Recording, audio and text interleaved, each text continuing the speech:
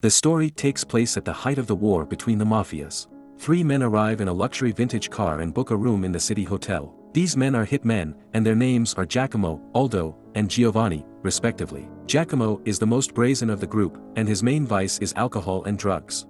The three have booked a hotel room because they have been sent by their boss to carry out an important killing, which is not revealed for now. Although they are professional killers, they are very clumsy and have difficulty even mounting a rifle stand. When there is a knock at the door, the three run out the window thinking it is the police, but Giacomo remembers that he ordered food in the room. However, it is too late, because Aldo slips and clings to the window sill. Giacomo, heedless of his colleague in mortal danger, opens the door to get the sandwiches. However, he discovers he has no tip to give the waiter, and ends up killing him to avoid looking like a fool with no money. Aldo, meanwhile, sees a man breaking into his car and kills him without thinking. When they return to their room, Giacomo is intent on hiding the dead body of the waiter, while Giovanni mistakenly fires 2 gunshots at Aldo's legs, who slumps to the ground in pain. Although confusion, the three manage to kill their target, who turns out to be U.S. President Kennedy. It is actually revealed that it was only the imagination of Giacomo, who was watching an action movie. In real life, he, Aldo, and Giovanni are 3 friends on the threshold of their 40s, tired of their meaningless and boring lives. The 3 work in a hardware store, and the owner is Eros Cecconi, a vulgar and irascible Italian businessman. In addition to this, Eros is also the father-in-law of Giovanni and Aldo, and soon he will also become the father-in-law of Giacomo, who in a few days is to marry one of his ugly and obnoxious daughters. The next day the 3 of them must leave by car to go to Gallipoli, where Giacomo is to meet the bride's family and get married. They also take with them Ringio, a bulldog that has been entrusted to them by Eros. In addition to the dog, they must also bring the old man a sculpture by Garpes, a well-known sculptor who is dying, so his works are gaining value. The leg is worth 1 million euros, and Eros intends to resell it to make some money after the sculptor's death. So the car trip begins, with Giovanni driving, while the other 2 do not stop bothering him. The father-in-law calls to hear the growl of his favorite bulldog on the phone. After a few hours of driving, the 3 stop at a gas station. Since they cannot bring the dog inside, Aldo decides to tie him to the hood of the car. While Aldo and Giovanni are at the counter getting coffee, they see Giacomo on the security cameras hitting on a woman. Wanting to tease him, they walk over and drop a Playboy magazine, pretending it is his. Giacomo is angry with his friends because they play pranks on him all the time. When they go outside, Giovanni sees some children doing somersaults in the parking lot, and decides to show off his acrobatic skills, taunting the children. The children's father approaches to beat him up, so the 3 of them quickly run back to the car and resume their journey in a hurry. After a few minutes the 3 remember the bulldog left attached to the hood of the car, and when they stop it is already too late because the dog is dead. They set off again with a tearful Aldo, who blames Giovanni driving for killing the dog, although he was the one who tied it to the hood. The 3 then think of a way to tell their father-in-law that his beloved dog died because of them. They decide to call him, but finding no courage to reveal the truth to him, they simply make noises of a dog, while the old man clearly realizes that something is wrong. The 3 disconnect the call by faking a line problem. They continue their journey, hoping to reach their destination by evening, but unfortunately they are out of luck. When they stop at the stop sign, they are rear-ended by a car.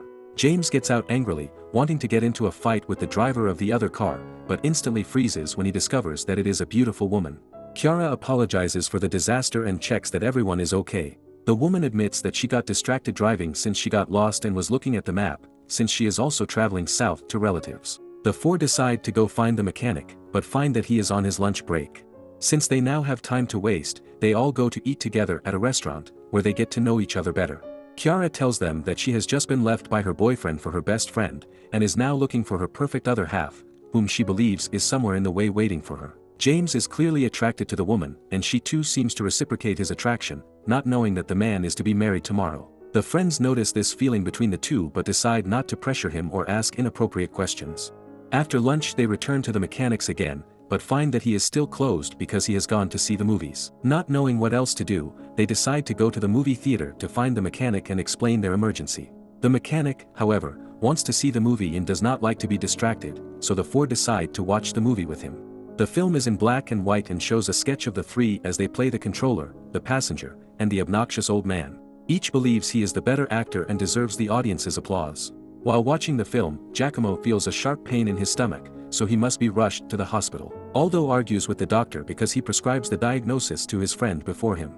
After the checkup, it turns out that Giacomo has kidney colic, and he has to stay in the hospital overnight for checkups. The three have no choice but to follow the doctor's orders, and James seems happy to be able to spend more time with Chiara. In the evening, John calls his father-in-law to tell him that they will not be able to come in time as Giacomo is hospitalized. The father-in-law yells into the phone at the restaurant, not caring for other clients, and insults the three for being irresponsible shits, then disconnects the call. Giacomo sleeps while Chiara reads a book next to him.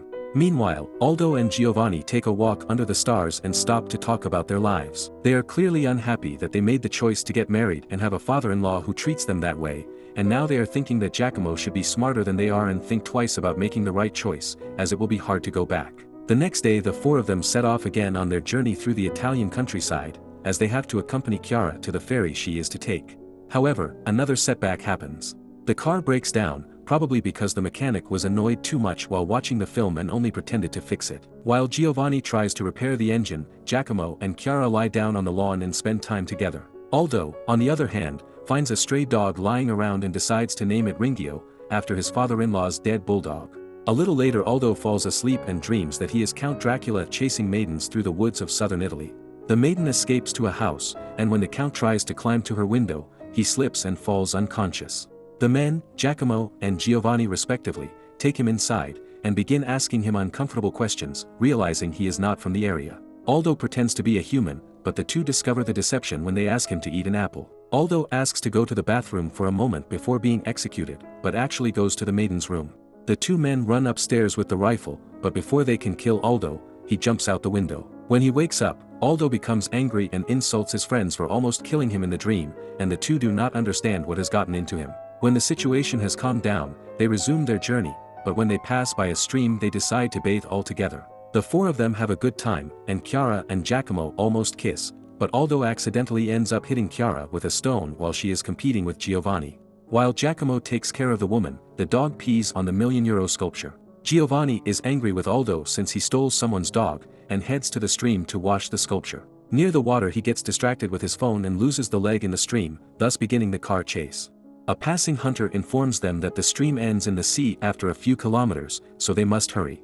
The four arrive at the sea in despair, believing they have lost the sculpture forever, but then discover that a group of masons are using it as a door to play ball on the beach. James approaches the men to ask for the sculpture back, but when he returns to the group he reveals that they will have to play a game of soccer, and whoever wins will keep the leg. The four obviously lose, and the masons take the leg to their home. Chiara does not despair and decides to try a drastic solution. She buys masks at a local store and proposes to carry out a robbery at night, recovering the sculpture. At first the heist goes smoothly, and the four recover the precious leg, but when they go outside they discover that they have been caught. They are taken to the police station, where the marshal mocks them for being caught stealing from poor local bricklayer. Since the crime is not serious, they are let go and the sculpture is also returned to them, being that the masons do not know its real value and believe it to be a cheap decoration. Preparations for the wedding begin, and the father-in-law prepares for the arrival of the three men with rifle in hand. Later, while they are in the bathroom, Giacomo admits that he has had second thoughts and now does not want to get married, since he has fallen in love with Chiara. However, when he approaches the woman, he discovers that she has found another group of tourists who are traveling in the same direction as her, so she will go with them so as not to bother the three. Giacomo is clearly sad about this news, but he cannot find the courage to reveal his real feelings to her, so he just keeps quiet. The woman greets everyone, especially Giacomo, by giving him a quick kiss on the lips. When the men leave, it turns out that the woman had lied about the other tour group, as she only wanted to test Giacomo to push him to reveal his feelings. The journey continues, and Giacomo is heartbroken, believing that he has lost the woman of his life. The friends then stop by the sea to give him time to think about what to do with his life, wanting to help him not make the same mistake they did. When his future wife calls him, James refuses to even talk to her, and Aldo becomes so angry with her that he ends up throwing the phone into the sea. After a while they resume their journey and arrive at their destination, stopping, however, far from their father-in-law who is already ready with his rifle near the gate. After a long silence and an intense exchange of glances, the three get back into the car and drive away, leaving the old man stunned. When the dust clears, we see the sculpture left to the father-in-law as a form of farewell, since Giacomo has decided not to marry again and to look for Chiara, the woman he really loves. Subscribe for more videos like this one, turn on notifications and leave a like to help the channel grow. Thanks for watching.